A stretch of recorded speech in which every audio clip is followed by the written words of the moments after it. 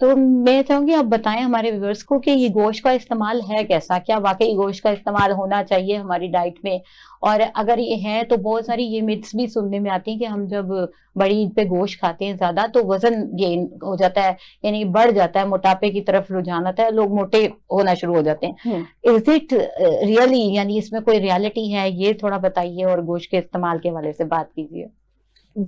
जब बात आती है ना खाने की, अगर हम एक नॉर्मल बिहेवियर को देखें तो वो ये होता है कि जब नजरें भर गई ना तो बस कर दो। सही। अब वो कितना है, वो कितना है, वो कितना है, ये नहीं, पेट भरने का नहीं सोचना।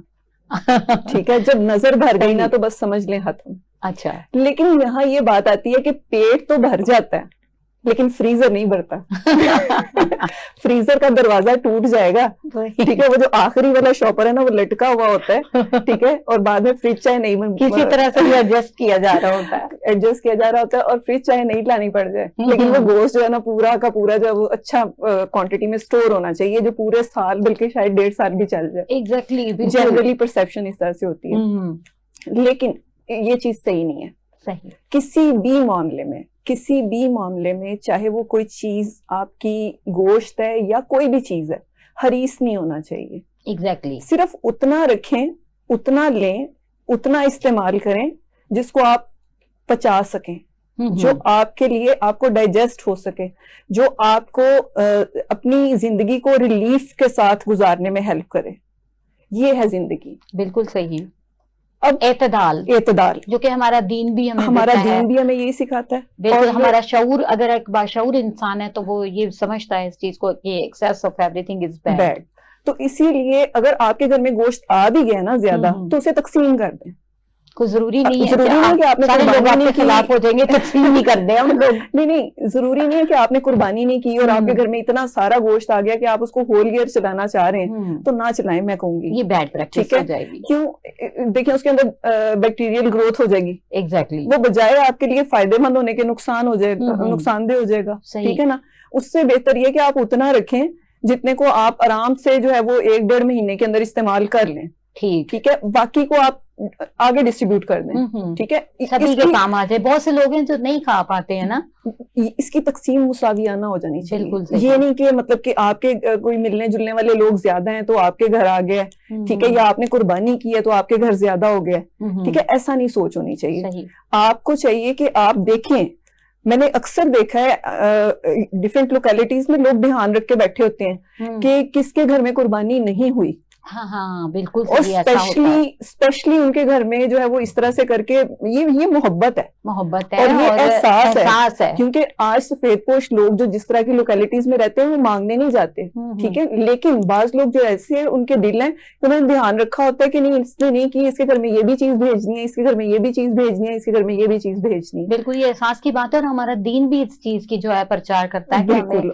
इस चीज का यानी देखना चाहिए। और ये चीज बढ़ रही है, अब ये चीज बढ़ रही है। एक टाइम था कि ये चीज कम हो गई थी, लेकिन अब दोबारा से लोगों के अंदर ये शऊर पैदा हो रहा है, एहसास का शऊर, क्योंकि लोगों ने देख लिया है अपने रिश्तों को, गैरों को निभा के, तो अब लोग जो है ना वो इस चीज की तरफ दोबारा से आए हैं। अब चीज ये तो आ गई कि आपका स्टोरेज कितनी होनी चाहिए। यानी एक इस्तेमाल में एक तो ये बात अहम हो गई कि हम बहुत देर तक फ्रीज करके जो इस्तेमाल करना है वो नहीं करें, ना करें, ठीक है ना। वो बहुत ज्यादा वाकई उसमें बैक्टीरियल ग्रोथ हो जाती है और वो सेहत के लिए नुकसानदेह हो जाता है, नुकसानदेह भी हो जाता है। और फिर ये नहीं पता होता कि सीरियस जो है ना एजेंट्स बन जाते हैं उसमें, ये भी नहीं पता ना कि स्टोर किस तरह करना है। हाँ, ठीक है, अभी गोश्त आया वो फ्रीज होता है फिर अनफ्रीज होता है, कुछ इस किस्म का सिलसिला जारी रहता है। वो पता क्या होता है, अभी गोश्त आया, ठीक है, उसके पैकेट्स एक दफा वॉश किया है, ठीक है, और उसके पैकेट्स वॉश करने का भी टाइम नहीं होता, ऐसे ही रख दिया जाता है। ऐसे ही होता है, चलिए वॉश कर दिया, पैकेट्स बना दिए, रख दिया, ठीक है, ये भी चीज ठीक नहीं होती। बीमारी जो है वो ब्लड के अंदर है। एग्जैक्टली, बीमारी ब्लड के अंदर है। अब वो जो ब्लड है वो वहीं पे उसके स्टोर हो गया। सही बात, ठीक है।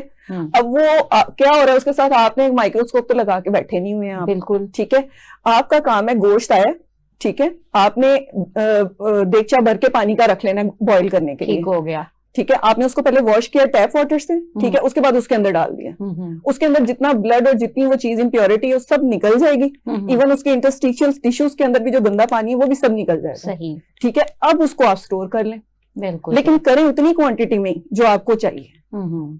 और अगर कोई इस तरह से नहीं कर पाता कि जिस तरह आपने बॉयल करके कहा, तो उसके लिए ये है कि वो धोते हुए जो है ना वो सिरका मिलाएं उसमें और कुछ देर उसमें डिप करके रखें, तो आप वॉश आउट करते हैं तो वो तमाम जो है उसकी निकल जाती हैं। बॉईल करने से ये फायदा हासिल हो जाता है कि वो गोश्त लाइट हो जाता है। एग्जैक्टली वो जो उसकी स्मेल और उसका जो चर्बी वगैरह वो सब निकल जाती है। और अगर आप उस बॉइलिंग वाटर के अंदर आप लहसुन डाल दें तो वो और भी ज्यादा गोश्त को के जायकों को भी बढ़ा देता है, और जो उसके अंदर जो कोई भी बैक्टीरियल वायरस ग्रोथ होनी होती है उसको भी वो जो है वो प्रिवेंट करता है। बिल्कुल। और यहाँ आपने लहसुन की बात की, गार्लिक बहुत ही गुड सोर्स है, एंटी बैक्टीरियल भी है, एंटी फंगस भी है, और इसमें बहुत ज्यादा इस किस्म की प्रॉपर्टीज हैं जो इन्फेक्शंस को प्रिवेंट करता है। बिल्कुल। और इस तरह स्टोर किया हुआ गोश्त जो होता है वो इतना ज्यादा जल्दी खराब नहीं होता।